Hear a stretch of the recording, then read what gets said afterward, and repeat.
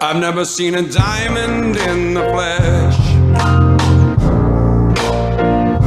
I cut my teeth on wedding rings. Dude, that's pretty cool. Man, that is On this that sad is a clown. sad clown. Proud of my address. Dude, that's pretty good. This is The Gloom, bringing you weekly interviews with F3 Omaha Pack, exploring their F3 experiences and finding those sticky elements that create the glue in the gloom. So today it's rainy outside, but the sun is shining on my my Zoom screen here because the guy that I have in front of me, you know him well. You'll know his voice as soon as you hear it. But most recently, he planted a new site down in Memorial Park called Ironwood. Just always brings the joy with him wherever he goes. Fantastic leader, and just honored to have you on today. So U-Haul, got you on the podcast. Where we like to start, U-Haul, is just the beginning. So who EH'd you? What was the first workout like? And how'd you get the name U-Haul? My brother, thank you so much for having me on here. And before I get into this, I need you to know, thank you for what you do. I need to thank you right now at this podcast, something I listen to on the way to a beatdown. You give guys like myself and everyone else a voice and an opportunity to share a part of themselves, which just sets our whole day up sometimes. So thank you so much for that. My name is U-Haul. Ezra Cologne. I'm 40 years old. U-Haul. I was 39 at the time, I believe. It was actually almost 2 years ago to the day. September 14th will be my 2-year anniversary. And I had asked Othello to, at that time, who I knew as Raydell, it was like, he'd been doing the long con EH on me. He was trying to get me to, like, hey, you should come check us out. And I was like, that's great, cool. And I worked out in the gym, and this was 2020. So I really felt the pull of the pandemic, as you and anyone else might be familiar with, of isolation and loneliness and needing a wolf pack, needing that pack, right? Mm-hmm. So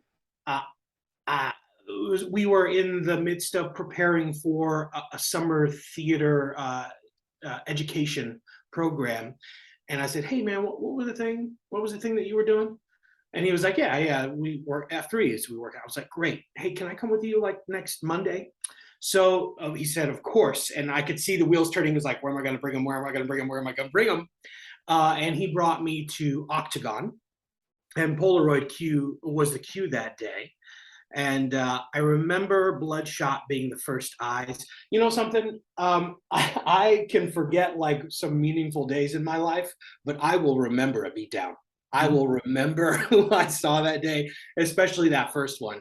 So Bloodshot was the first guy that I remember meeting, and it was kind of dark, so then I started to gather my senses around me, and I felt the nerves. And we, Polaroid took us out on a little jaunt around the track there, and we got to what I didn't know was in front of that hill. And I remember doing sit-ups and all these fun names for things, and we got to, I think, about 30, and I could feel Othello over here to my left go, okay, and Polaroid kept pushing to like 40, and he was like, all right, hold on. Like I knew something was wrong. Wait, this is different. Then we finished those, and I remember turning around and seeing that little hill up there, up to the street, and I thought, oh, this is why we're here. We're here for a little taste of suffering. So I remember after that, we had, God, I'm telling you, I remember all these, the people I can remember at my push group. I can remember being Tin Cup, Othello, and Roll Bar. The first time I saw a Roll Bar take off on like bear crawls, when I just learned what they were, I was like, whoa, that's unhuman. This is unreal. And then, so by the end of that, everyone was super friendly. Oh my goodness. And I got into the circle, and I knew a naming thing was a part of this. So I had prepped all this really cool stuff. I'm going to talk about Jack London and Star Wars and all these fun things. But at that moment in time, The walls were closing in. I'm just trying to get my breath.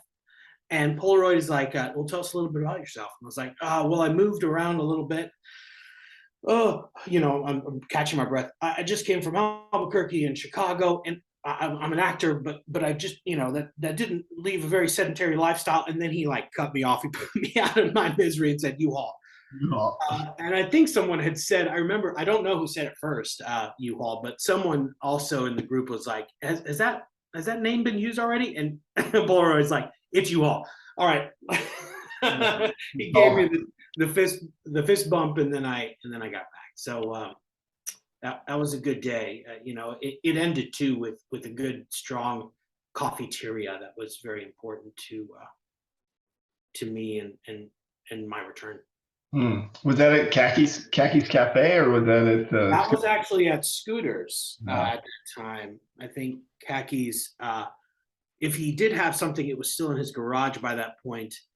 But that's where I'd met Tater Tot, because he was at the district that day. But we all met at that place, and I remember him seeing me and looking me in the eye. And I mean, how do you say no to the smile when he says, "You're coming back, right?" Yeah. Of course I am. Of course I am. Yes. Yeah.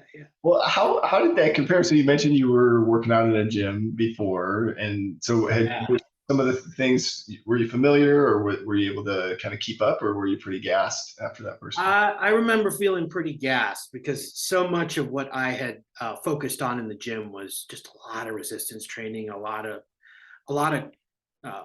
complex muscle movement, the compound muscle with the bar, and like a lot of benching and all that.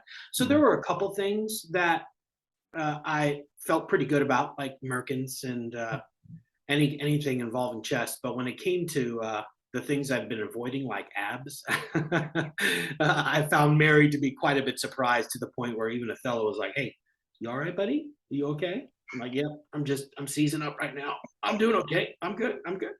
Yeah, oh, I love that. And it's so funny because your story, I can't tell you how many guys have had that experience, right? Like the pandemic just really created this momentum for guys to engage with F3. So as you showed up to the workout, and you started to meet some guys, was there anybody out there that you maybe had known, or you were kind of new to the area, right?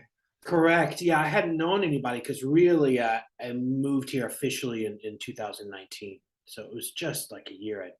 Everyone was pretty brand new to me. Yeah, that's awesome. Yeah.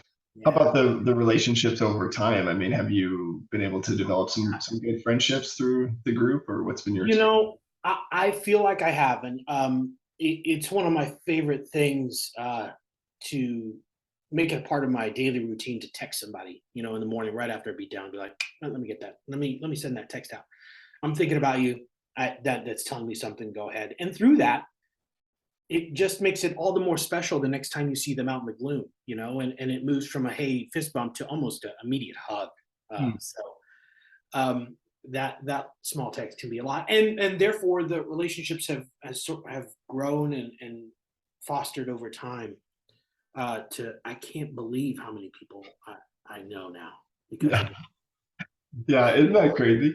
it is crazy. It was also my job. I gave myself an ambition of all right, if I'm gonna go, I remember that first week, I was like, all right, if I'm gonna go, I'm gonna make it my goal to meet and get to know a little beyond the name of one guy, at least one guy. Let me find out what he does, what he likes. And so slowly and eventually, I started to learn a lot of people. It didn't take long. It didn't feel like anyway. It felt like it didn't take long at all. That's awesome. And how about so as you're thinking about the second app and kind of fellowship, one of the questions I'm always curious about was how did being in F3 with a close friend like Othello, what did that do for your relationship there? With Othello? Yeah. It certainly dominates the conversation when he comes over to eat, when he comes over for a dinner. I think now it feels a little bit more akin to accountability. Now it feels a little bit more like it's not just about a workout, but like, hey, I'm going to go do this thing. What do you think about that? I'm going to go do this thing. So it has evolved over time into check-ins more regularly than I would have if I hadn't joined F3. Yeah, absolutely.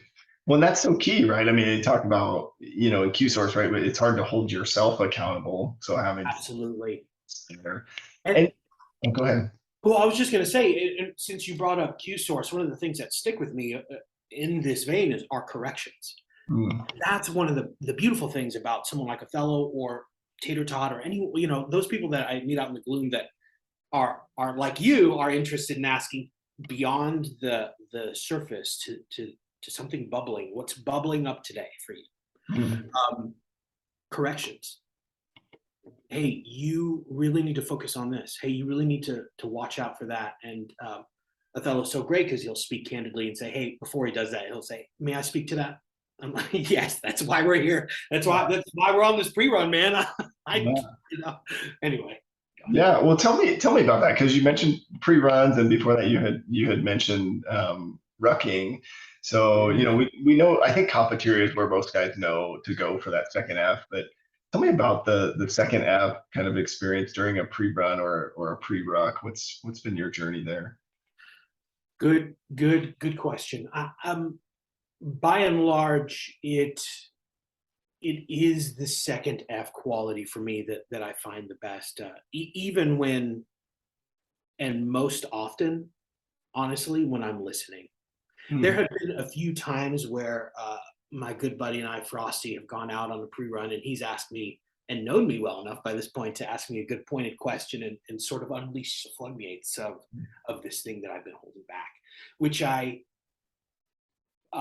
so more willing and able to do because I've showed up. I've gotten up at that time, but specifically on a pre-run, because that exercise is set sort of like a Murph. Like we're going to do this. We know what that is. And there's enough running here where I can talk about this. And if you got something on your chest, I want to hear it, because by and large, I'm going to learn from that more than anything I'm probably going to talk about. So that's my favorite thing.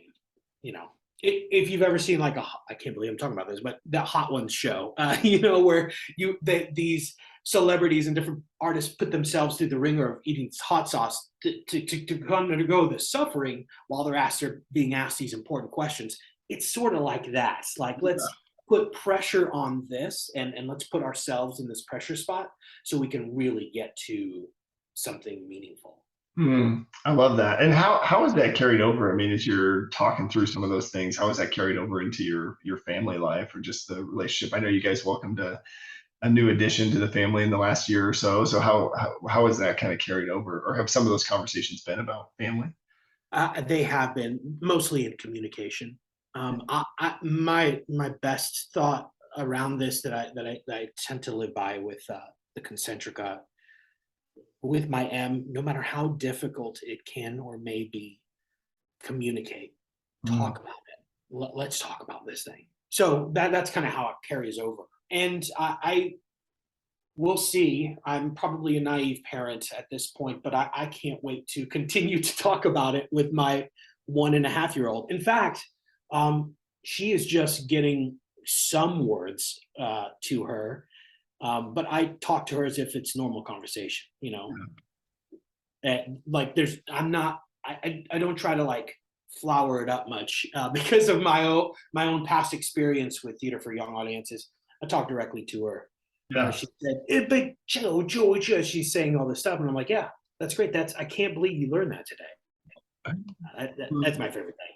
Yeah, well, and that's how they learn language too, right? So how great is that? I certainly hope so. I believe you, so yes, yeah. We had a thing come up the other day with our daughter, and I think it was, our focus with her was not necessarily on the things she brought up, but more of like a thank you for telling us, thank you for talking to us about, because I think my wife and I both realized that there's a certain response that causes that kid to close up and not bring those things to you, and so you want to create that transparency. So I think you're on the right path. That's good to hear. Curious, so you had your baby when you were in F3. So, we're kind of on this subject of relationships. what was your experience kind of being an F3 and going through having a kid? Did you, did you feel supported by the packs, or how did that feel?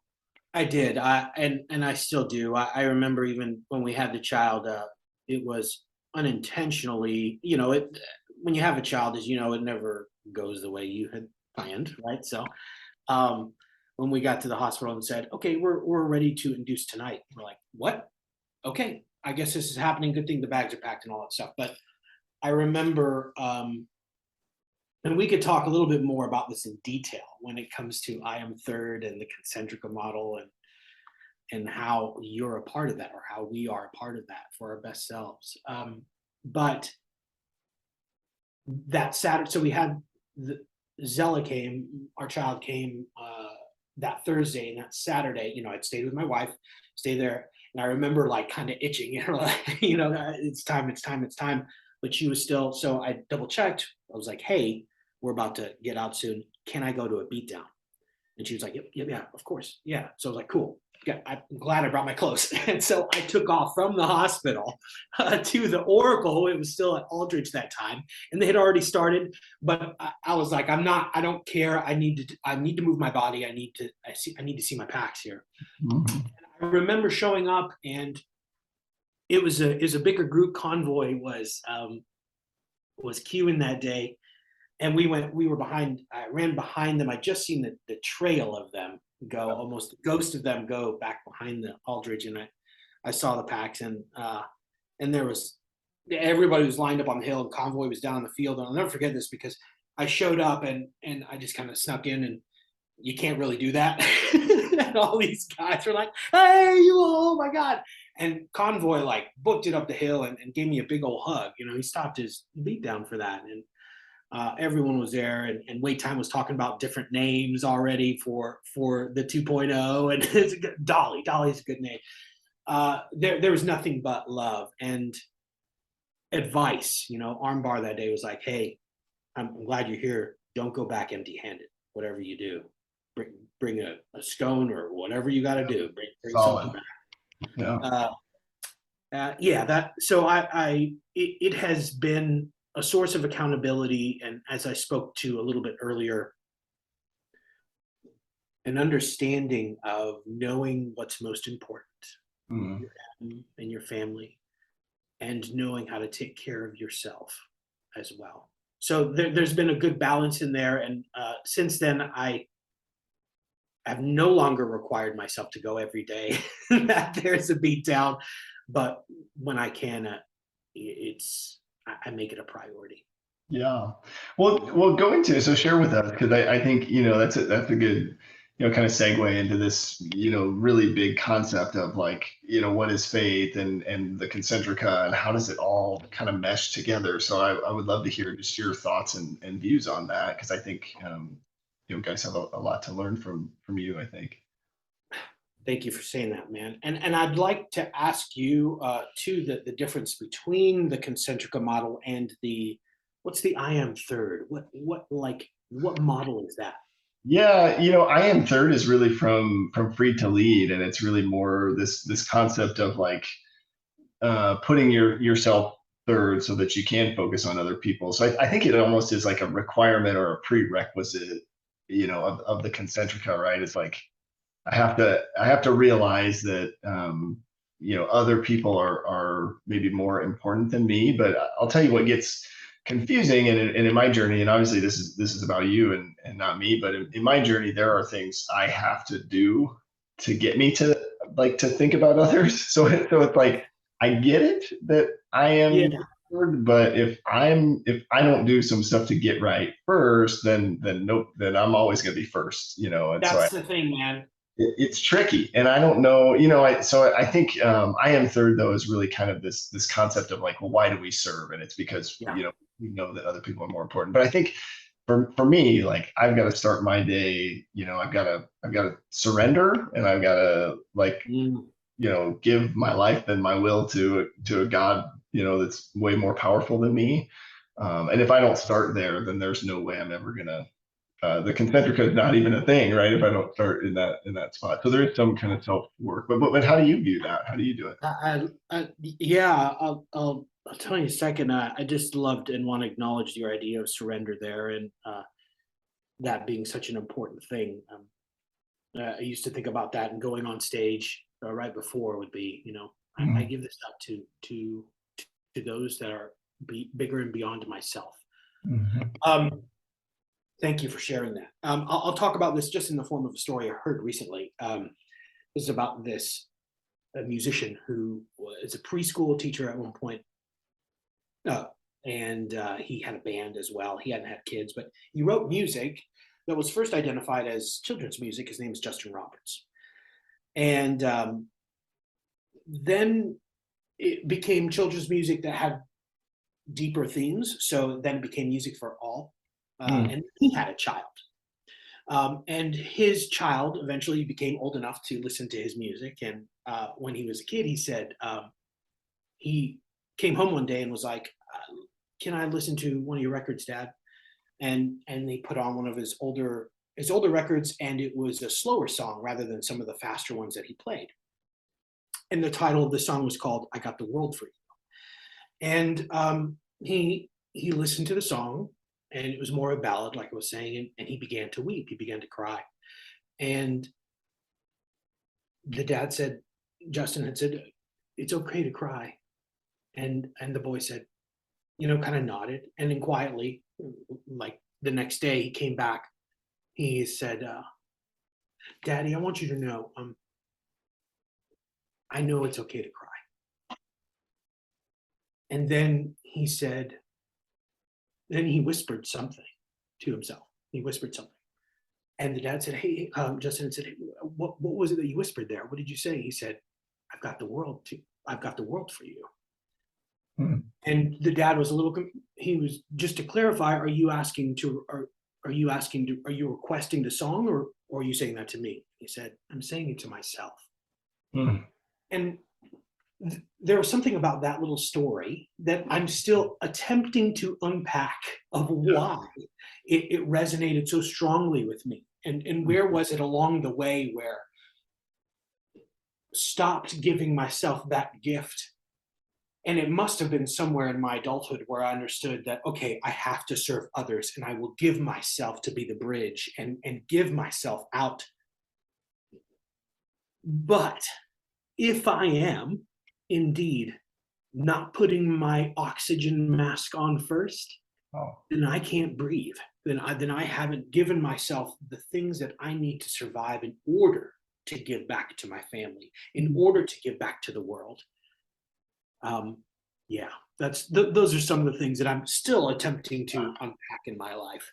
Yeah. Well, and I think one of the misnomers is like, and it's for in all things, right? I think we dream of this illusion where, you check the boxes or you do the 10 steps, and then you've got it figured out and you can move on to the next thing.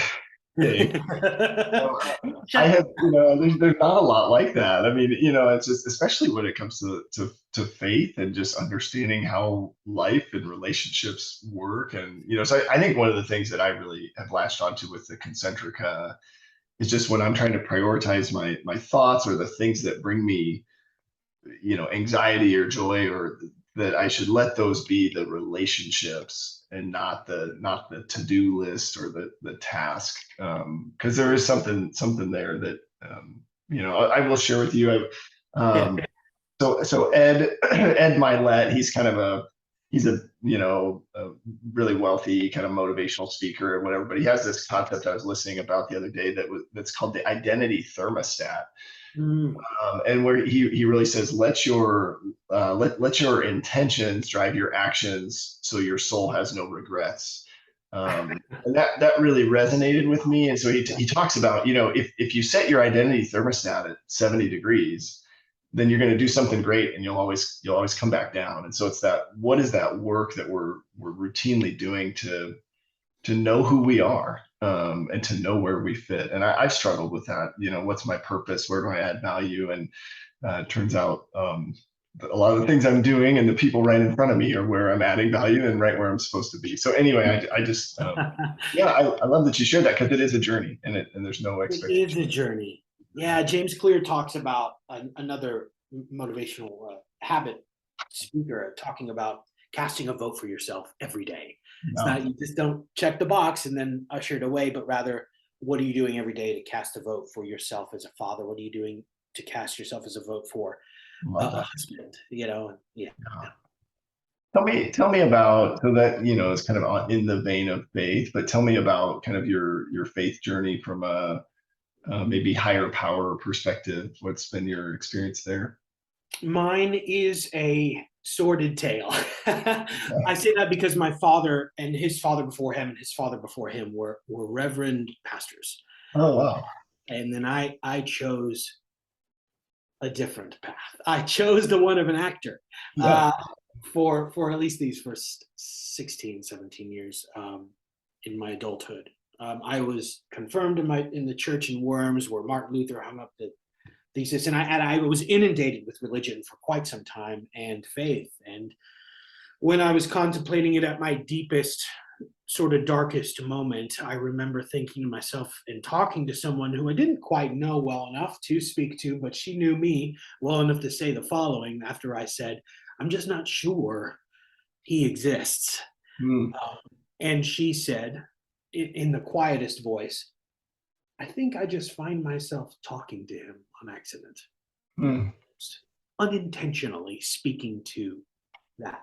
And I remember that resonating with me very powerful. Now where I'm at is I understand that, and I do believe I have my own faith, and it's much more of a personal relationship. And along my path as an actor and an artist, although I have not myself gone into the clergy, I have found myself at the extreme ambition, the solitary one, of serving the audience, which is to say, serving the greater purpose. That is when I understood that God is love, and that those things that are bigger than us are hard to define. That's when things really clicked for me. So when I get out in the morning and understand that I might look you directly in the eye and ask you how you're doing, Mm-hmm. or when I give you a hug, God exists there. Mm. God exists in those things, and a higher power is available to us in the smallest of relationships. Yeah. Especially coming from a bigger stage, where in which that's what I had evolved to at that time. Now it's much more of an intimate one. Yeah. I love that. I'm gonna push you a little bit and just ask. You mentioned you mentioned your when you were at your darkest moments, and part of this is guys would hear your story and they would reach out because they're struggling with the same thing. So anything there you would share, and totally up to you, whatever you're willing to share, but just curious on that. Yeah, I think I lost my own way in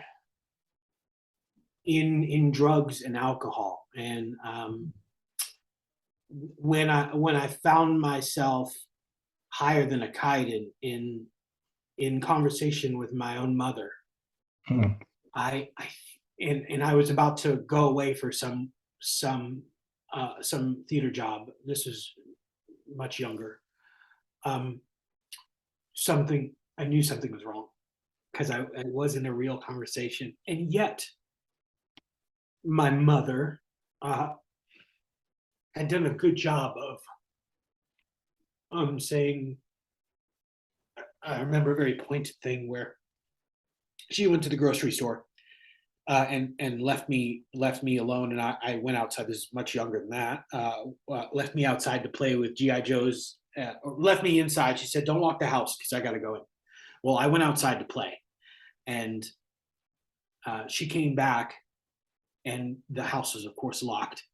And I said, I knew what I'd done. I instantly felt horrible. And she said, "I trusted you to not lock the door. Mm. Next time, I'm just going to have to trust you more." Mm. It was in that realization later in life, wherein I am beautifully burdened with the idea of trust in a higher thing than myself. And therefore,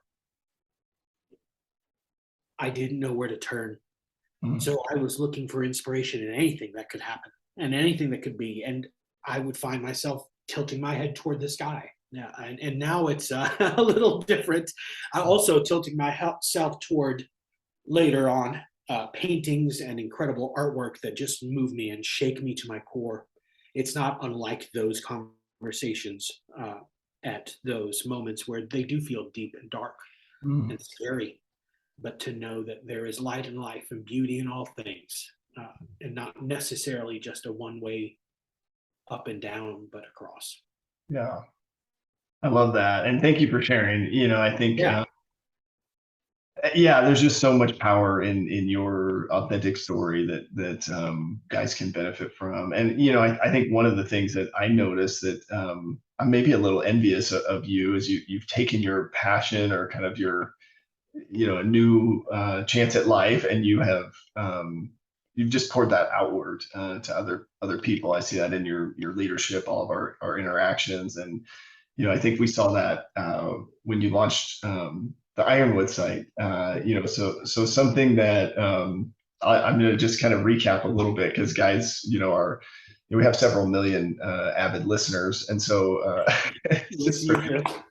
So at this point, as guys are listening to this, they will have heard Othello and maybe Mac and Cheese, but you were on a short list, right? Othello had you on a list to take over at Futurama, and then you had a new baby coming, and then here we go. We're like, we need a site at Memorial on Mondays, and guys, so talk me through that, and would love to also hear, kind of how we got there, and then how you landed on the name Ironwood. Okay, here we go. I'll do a quicker version of this. So Othello asked me quite some early on time to VQ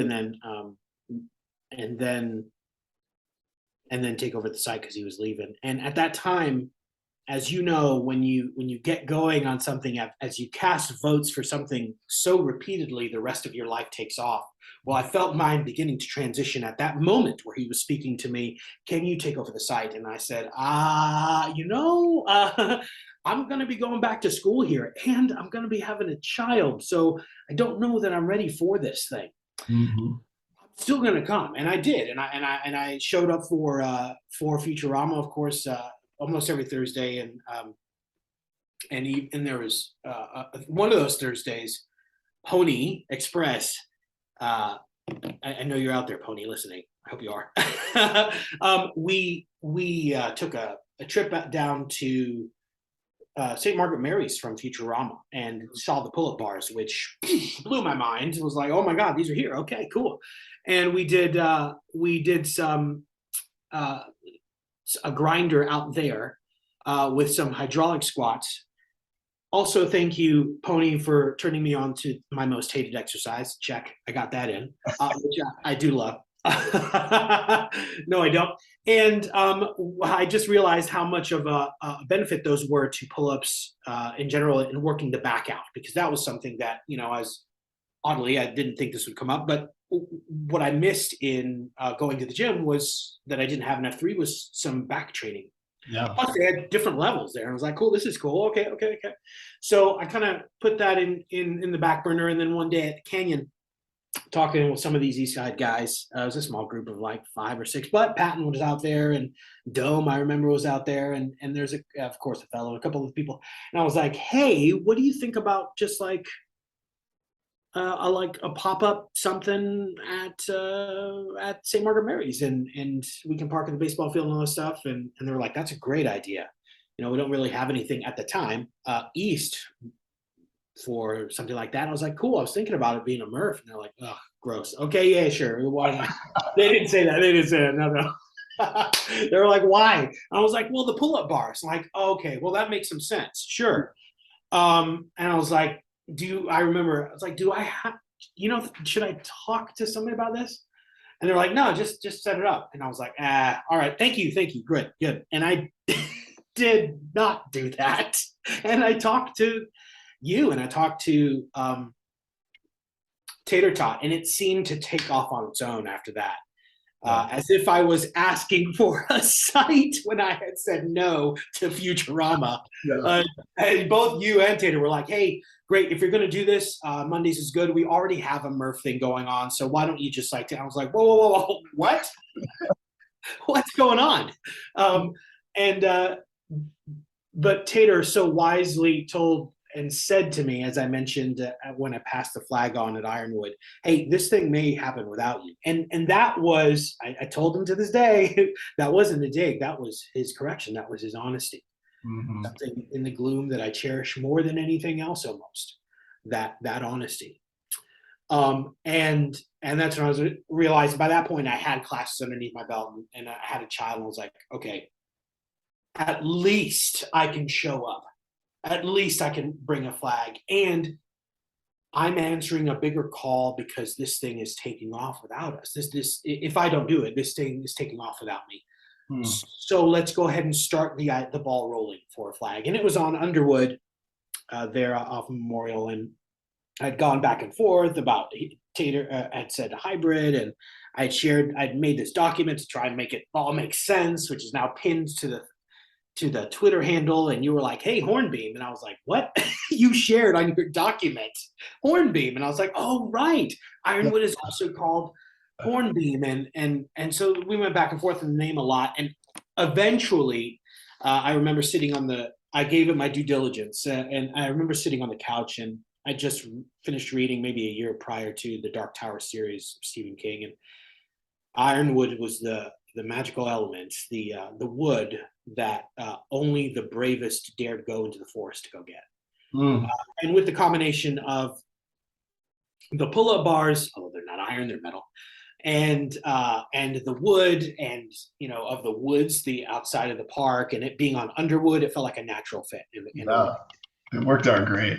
I love that. Good, man. Thank you.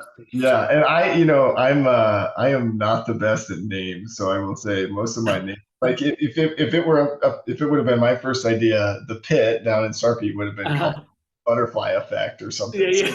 So I think you made the right It's a dope name though. I dig that, Butterfly Effect. All right. Tell me about leading other men. You've mentioned correction, and I know you've had as a site Q, right? You were kind of stewarding kind of those guys' relationships with F3, giving them BQ opportunities, and then identifying successors. Talk me through that from your perspective.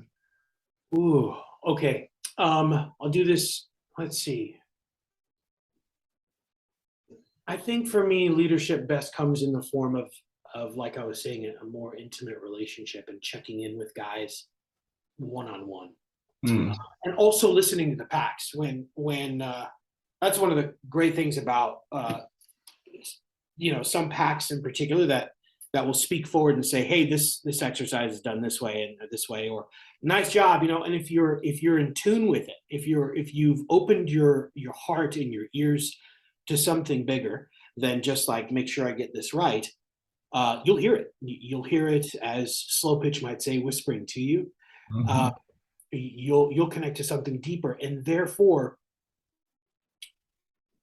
leadership then becomes about making room for others to be successful. And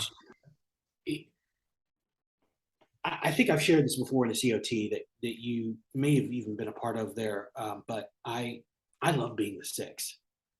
Man, do I love being the six. It reminds me, if nothing else, that I showed up today, that I get to see this picturesque the back of guys, but that they're running out there, and I'm with them. Yeah, they may be far ahead, but I'm still not going to my car.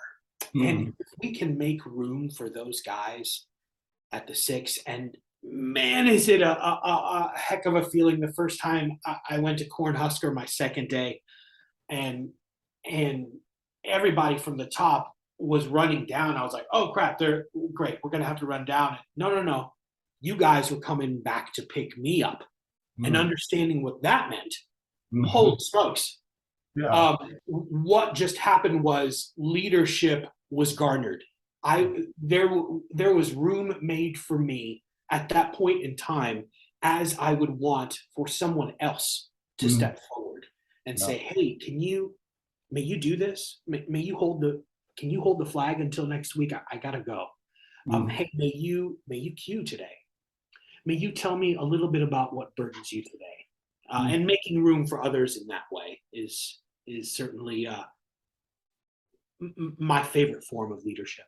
No, absolutely. I love it, man. And you're spot on. I mean, I think, that some of my favorite moments, that's why I love Iron Pack's challenge so much, is because it pushes everybody to their limits. And there's we had at the pit a few years ago. I just remember this, and I think we even took a video because it was just this amazing sight of, I think it was Bloodshot, was finishing up the challenge, and you just had guys running with him. We were doing whatever reps he was doing, we were doing. Yeah. And just that picture of like, this is why we're here. This is why we're here. Be right next to that guy who needs a little pick me up, or just needs. That's right. That's right. There are so many guys out there in the gloom that do that too, and it's what makes them leaders. Doppler, Patton. There's just so many wonderful guys that make room and welcome the person. Strike that in a different order. Reverse that order. Welcome and then make room for them. Come over here. Come over here. Sure. What about six sectors? So you got Rooster and Dome. Dome. I know Rooster's plans for the site. Yeah, you do. That's pretty funny. What can you tell us about them? Just what did you see in them that you were confident handing the flag off? Well, Dome was there also at its inception, and Rooster had showed up just about every day because he lives so close. Mm-hmm.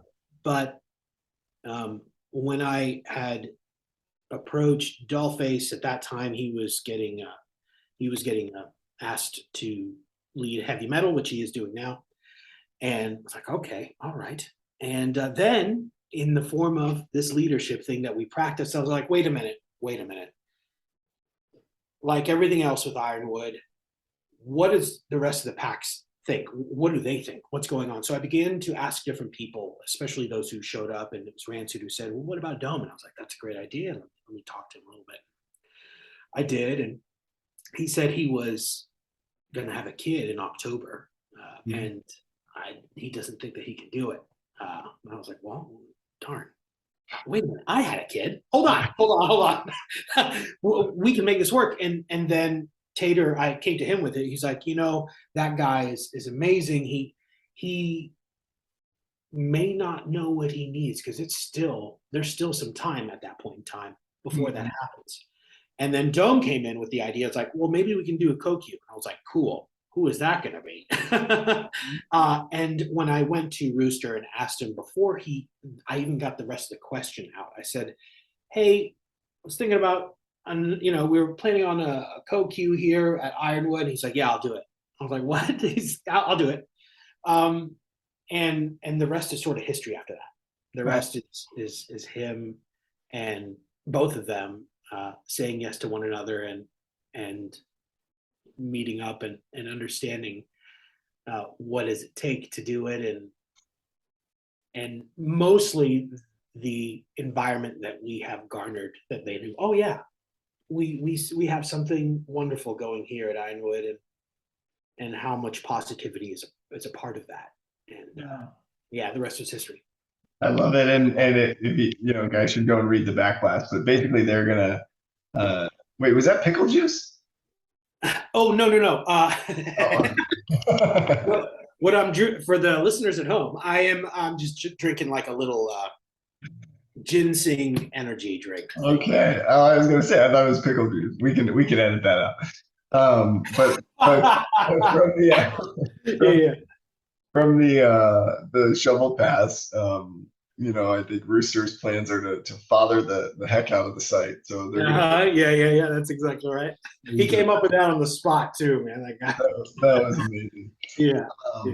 So I want to get your thoughts then. Any advice? And you've shared a lot of really great insight and wisdom, but just advice for current packs, FNGs. I mean, anything, just to how do we continue to do this thing well, or do it even better from your perspective? I want to speak to this as I might the prayer at the end, right? Where you might ask me as well, because as a longtime listener, I know what could we be praying for you, and those things that we might share for an FNG. I think this follows.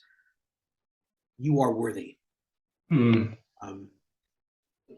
the time comes, and it will, if it hasn't, that you don't feel up for it. You don't feel up for showing up to the gloom, showing up that day.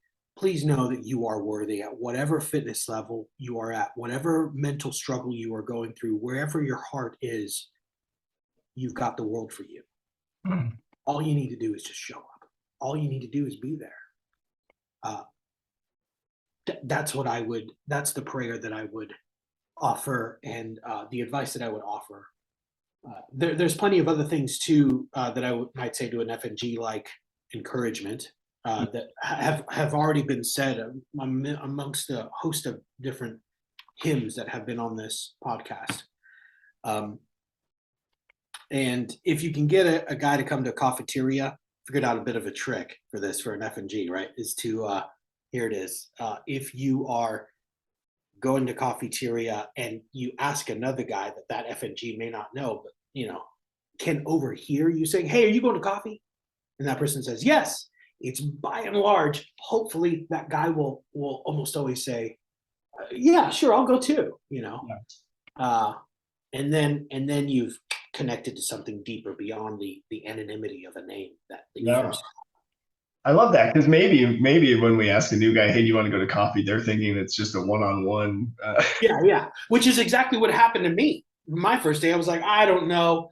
Othello was like, "Are you going to coffee?" I was like, "I don't know." And then I believe it was Stella, who I didn't know at the time. Stella was like, "Hey, are you going to coffee?" Talking to Othello. And Othello was like, "I don't know." And then he looked at me because I was his ride. And Stella said, "Hey, are you going to coffee?" And I was like, yeah, I'll go." And of course, after that, I met all these guys, Nice. I love it. Well, I think that's really good advice. And I love that prayer. I think that's my hope too. Just that we could make more men feel and know that they're worthy, because that's really, to me, what reinvigorates them to lead in their homes and in their communities. So we heard your least favorite exercise, I think, was the hydraulic squats. What's your most favorite then? Oh, dude, I do love them a lot. I do love them all a lot, so much. And in fact, those that I've come to hate at the beginning were quickly those that turn. Let me give a quick runner up to burpees and and knowing and understanding that suffering is just the best thing that you can do for yourself, that when you know you're not going to die, right? In the vein of workout. So there is an ecstasy that marks the summit of life, and beyond which life cannot rise, and is such the paradox of living. This ecstasy comes when one is most alive, and it comes as a complete forgetfulness that one is alive. And when I'm doing a strong burpee with you or with anyone who's told me to keep going beyond what I can do, oh boy, there is an ecstasy to life there that fulfills beyond anything I could think of. One of my favorites, though, is American, because I'm good at them. And I love the challenge of a pull-up bar, and I'll because of that, I'll jump to a Murph and know that, like, they're difficult for me, but man, and it hurts when I pick up my 1.5-year-old and she's moving around. I'm like, oh my God, okay, I can barely drive home. I can't be up. But to know that it's beyond that muscle group, because I feel more alive with these ones that really hurt. So yeah. That's it. Burpees. Let's just say it. Let's call it what it is. Hey, I love it. Yes, we're adding. I think there's only 2 of us in that camp. So yeah. Like that. Hey, and I know you mentioned kind of your advice in the prayer, of you are worthy. That applies to you as well. But just so that we can be intentional when we see. What would it be? Specifically, is it you are worthy for school? You are worthy as a dad, as a husband? What can we just be specifically praying for or encouraging you about? I am worthy of that which brings a better version of myself to my family Mm. and to the rest of the world, and to being a bridge to a better life for myself and for others. You turned me on to this idea about being the bridge, and I remember you saying that's what you want to do, is be the bridge to a healthy, happier person when you're doing this medical thing, when you're working on helping people be a better version of themselves. You're the bridge. I was like, immediately I went home and I was like, I got to write that down. So I did. I did, and it hangs out in my in where it needs to be. Wow. And so I guess the short answer to that is, you can say that you are the bridge. You are the bridge to someone's better life. So thank you for being here. Yeah, man, I love it. I wish we had more time, but we do, right? In the gloom. That's right. That's right. That's right. This is the first of a 20-part series. Hey, it could be. Man, I do just want to tell you how much I appreciate you taking time and just your vulnerability, authenticity, not just here, but guys see that in you every time they're around you. So You got it, brother. that's leadership. Let's do a name-a-rama here. I'll start us.